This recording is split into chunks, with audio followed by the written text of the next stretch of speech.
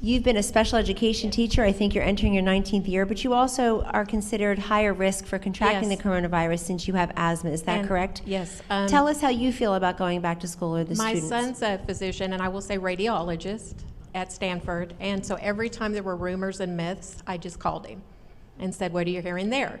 And he never once, not once, said, please don't go back. He knows how much I love my special education students, how much they need those special resources like your speech, my other colleagues provide.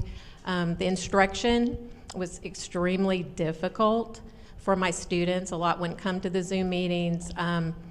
It's just so different. But what I was going to say is I typed the protocols from Springdale Public Schools, and I'm very comfortable with them. They've gone beyond the call of duty. I gave that to my allergist, emailed it to my son, and both of them gave me, with precautions, the ability to go back. And I want to be there for my students and help them navigate through this and make them comfortable to come back safely.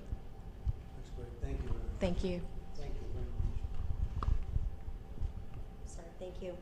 Dr. Melanie McGraw-Piasecki from Charlotte, North Carolina, a neonatologist, but also a mom of 3 who I think has been home with the kids, helping them navigate the online world of learning. Could you tell us, both a mom of 3 who's been home with them, but also through your medical experience, how can we learn to safely and quickly return to school? Sure.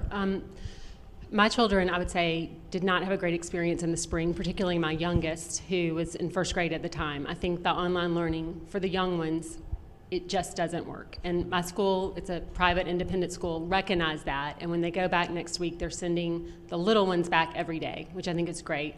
The middle and upper school ones will be back in a hybrid way every other day. And they've incorporated some choice too. So if parents are not comfortable, they're able to do a full online experience. But we're definitely going back as much as they'll let us.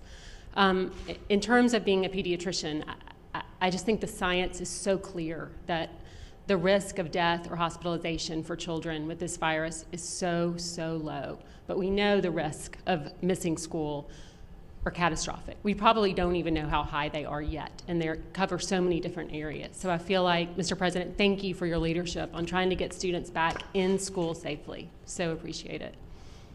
And the concept of every other day seems a little ridiculous, right? If you're going to do it, you do it. If you're not going to do it, the concept of going back, even from a management standpoint from the school, every other day seems very strange. I think the idea is they're going to take half the student body on A days and half the student body on B days. And so they can socially distance in the facility doing it that way. And then if you're at home, you'll be watching it on technology. Okay, but you'd rather see them go back, period, right? You'd I would. rather not see that That's at all. right. That's Okay. right. Great job. Thank you very much.